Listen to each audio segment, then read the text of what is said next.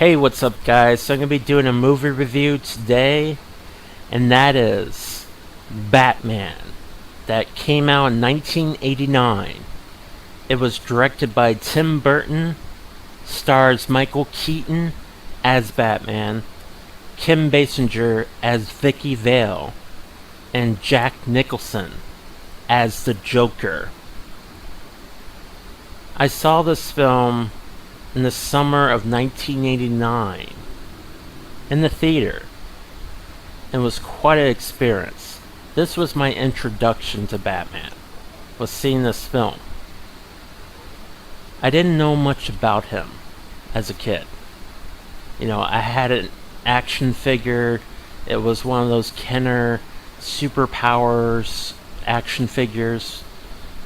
And I might have saw a cartoon when I was a kid. I saw this guy in this bat suit, and he had a partner with him, Robin, and I didn't know much about the character or his origin story or anything. I just knew he was a guy that was dressed up like a bat and drove around in this, Batmobile. And I had an action figure. I didn't really know much about the character. So, when they announced this film, and, they announced that Tim Burton was directing it, I was pretty excited about it because I saw, Beetlejuice, and I really liked that film. And when they announced Michael Keaton was going to play Batman, I wasn't, upset about it. I was curious. I was really, interested. But, the older generation that grew up with Batman, with the comic books and the 60s Batman TV series with Adam West, there was a lot of controversy with the casting choice of Michael Keaton playing Batman. They thought because Michael Keaton was best known for comedies, because that's all he really did. He wasn't known for, dramatic parts, He's mostly doing comedies during that time period. So people automatically assumed that this was going to be a comedy. It was going to be like the old 60s Batman TV series with Adam West. They thought it was going to be campy and silly. More like a comedy. And especially with Tim Burton directing it. He was only known for Pee-wee's Big Adventure, the film, and Beetlejuice. And those both films were comedies. So, when they finally showed the first trailer, that's when people start calming down. And they gave a standing ovation and applaud. A lot of people liked that trailer. That trailer really showed that they were taking this seriously. It was a dark, gritty Batman. It was the Batman that was based off The Dark Knight Returns comic book from the 80s, along with the older Batman comics where he was more of a darker character. It wasn't campy, silly. They were taking this seriously. And especially when they announced Jack Nicholson as the Joker, that's when people started calming down.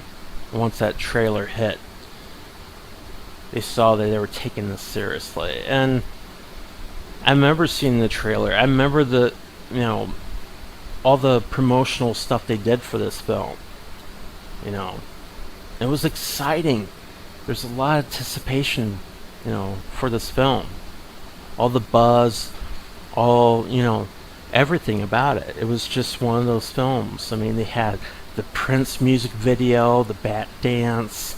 They had, all this product out there. They had Batman cereal. This was going to be a big movie. I mean, they were really pushing this movie. Diet Coke commercial with Alfred in the commercial, you know, promoting the film. It was exciting, especially when you saw, the trailers and everything. But then seeing this film in the theater was like just, mind blowing in the theater. I remember being a kid seeing this, and I was just like blown away. It was really cool back then. And revisiting the film again, because I received a Blu-ray set. I've never seen this film on Blu-ray high definition, and watching it, like it was the way it was when I saw it in the theater back in the day. It was really cool to see it again, with that high definition and everything. It was really awesome to see this film the way it was presented to me when I was a kid, seeing it in the theater for the first time. It was really, it just brought back a lot of memories. It was very nostalgic. This is one of those films that's such a classic. Everything's picture perfect. Tim Burton did an excellent job with this film, with his direction. It's very, very ambitious. A film that just the visuals of Gotham City, the production design, statues, everything is so out of this world with the way it looks. It doesn't look dated. It doesn't look like a film that was done in 1989. It doesn't look like it was made in the 80s. It has such a unique visual style to it. And it just stands on its own. And watching it now, it's like it's still, it's just a film that is not dated at all. And just everything about this, there's so much imaginative things going on in this film. With the special effects, with the art department, the Batmobile looks really cool. The Batwing, all the gadgets that Batman has, and the costume looks awesome. I'm glad they chose a black, colored costume for Batman instead of using the way he looked in the comics and the 60s TV show where he's like gray and blue. It just looks kind of silly and campy. I'm glad that they chose a more darker, serious, look to him. And Michael Keaton's awesome. He is by far the best Batman that has ever been on screen when it comes to Batman films. He is my favorite of all time when it comes to, playing the character of Batman. And I like him as Bruce Wayne as well. It's just an origin story. You're introduced to Gotham City. You're introduced to the Joker. This guy that's like a mobster, gangster type of character. And you're introduced to Bruce Wayne and his dual personality of Batman. And he, his parents got murdered when he was a kid. And because of that reason, he takes justice in his own hands because there's so much corruption going on in Gotham City and the cops can't, they can't get everyone. So Bruce Wayne is this Batman character, this symbol of justice and fear. And, he takes care of, the corruption and crime out there in Gotham City. And he's a character that is a vigilante. And he's just doing justice because of what happened to him as a kid when his parents got murdered. Come to find out that it was indeed the Joker who killed his parents.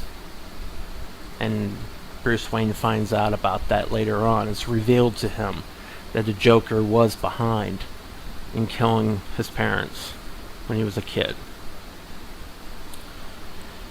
And I like all the characters in this film. I like Vicky Vale, Kim Basinger playing the part. I thought she was more like the light of the darkness in the film. She was a character that was a central character that, brought light to the story. Everything else is just dark and madness and, corruption, and she's like the light of the story. So I liked her character. She's a photographer, and she's trying to get the story of who this Batman character is. She's trying to find out the mystery behind who this character is. And also she's fallen in love with Bruce Wayne, and he's mysterious as well, and she's trying to find out who he is. She's part of a photographer that's part of this whole journalism thing. This guy named Knox, which he is the only character I've never cared for in this film. Everyone else I liked.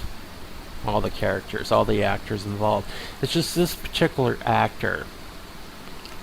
It's just, I just always found him kind of obnoxious in a way. I don't know why. I just always felt his character was kind of like not needed. Or maybe trimmed down his scenes, because he's got a lot of screen time, and he just seems like he's doesn't need to be there for the most part. He just seems kind of, I don't know. Even watching his performance now, because even back then I thought he was really annoying. He's not as annoying to me now as he was back then, but still I don't really care for his character. Knox was definitely not one of my favorite characters of this film. I could see why he wasn't in the sequels. He kind of felt like he was just filler. They were just filling him in. They shouldn't have had more Vicky Vale, more Batman, a little bit more character development with his story, and but the thing about this film, it's very dominant in this film, is the Joker. Jack Nicholson's performance. He steals the show. Definitely. He is, everything he says is so quotable. Have you ever danced with the devil in the pale moonlight? Very classic line. There's so many classic lines from that film. Way they get a load of me. His makeup is great. The way he looks as a Joker. He was made to play the Joker. He's my favorite Joker, along with Michael Keaton as my favorite Batman. Jack Nicholson, this is probably his best performance in a film I've ever seen.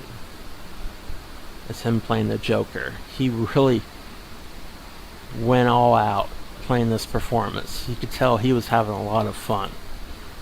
Just his expressions on his face, his maniacal laughter and insanity. He was having a lot of fun making this film. You could tell. He was really into it. And he stole the show. He definitely did. He really did. His acting is incredible in this film. And, Michael Keaton does a really good job. He's great as Batman. I like his lines as well. I'm Batman. There's a lot of classic lines in here. And the music, the score from Danny Elfman, really awesome. Really driven, this heroic theme going on. It's kind of dark, but it's also, it has this kind of superhero theme. It's really gets you into it. It's a really good theme for this Batman film. I mean, it's iconic. It's epic. This film is very epic with its visual style, with just the way it was done. It's perfect. It's a classic film, definitely. And yeah, that's pretty much all we really want to say. It's a really good film, very nostalgic to watch this again. I haven't seen it in quite some time, but it's I would say it's my favorite Batman film. Definitely. I kind of go back and forth with this film and Batman Returns, but this is definitely, I would say it's better than Batman Returns. The more I think about it and how classic it is, and the visual style and the production and art department and the classic lines and Jack Nicholson's performance and Michael Keaton as Batman here, and just the way it's quickly edited, and Danny Elfman's score, just so many great things in this film that it's a classic. It is the best Batman film that's ever been made. It deserves all the praise it gets. I was really into Batman after seeing this film. I mean, I started collecting the comics. I got some Batman toys, when I was a kid, from Kenner. Kenner, toys of Batman is probably my favorite toy line of the Batman toy line. But it's very nostalgic, and it brings me back to being a kid again, watching this film, and how exciting it was. I mean, I remember when I first got the VHS tape of the Batman film, and I watched that tape so many times. I probably broke the tape. I loved Batman for a long time. I loved it so much. He was my favorite character, as far as a superhero comic book character, you know. But I didn't know much about comic book characters back then. All I knew about Christopher Reeve, his Superman movies, and Luke Ferrigno, Incredible Hulk TV series, and maybe some Spider-Man comic books back then. But I didn't know much about superheroes, and this was like different from those superheroes. This was dark and gritty and cool. I just really loved the character so much, and Batman's a really cool character. He's definitely my top 3 favorite comic book characters. Superman, Batman, and Spider-Man, my favorites of all time when it comes to comic book characters or films. I enjoy those characters a lot. They're my favorite. But yeah, that's all I pretty much want to say about Batman, the film that came out in 1989. It's a classic film. It's a film I've always loved and enjoyed. It's also a film that inspired a lot of comic book movies that came after. A lot of people were so inspired, they made films that were dark and gritty, more serious, not campy. A lot of people were inspired by this film. I mean, you had films like The Crow and The Shadow and Darkman, and there were so many movies and cartoons like the Batman animated series that came out, and they were trying to make Batman more serious and something that it wasn't just for the kids, it was for adults. And you could definitely see it. I mean, they had a Punisher film, and they had all these films that were more darker and edgier, because of this film. A lot of people were inspired by this. Still to this day, people are still inspired by this film. How groundbreaking it was. It really, really, pushed the envelope and really,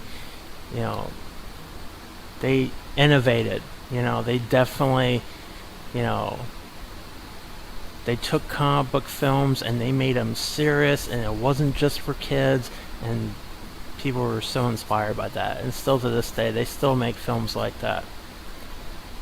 It was pretty cool. It was pretty cool to see a film like this.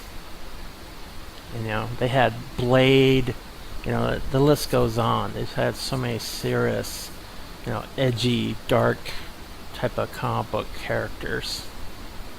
And it was cool to be a kid and grow up with these type of films, these superhero comic book films.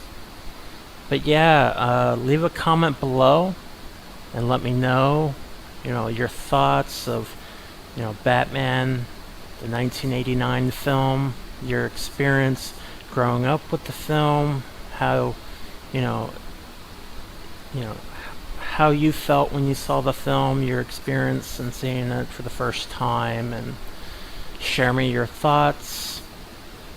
And make sure you hit like and subscribe. And I hope you guys have a good day. Hope you guys enjoyed this review. And I'll talk to you guys later. Take it easy.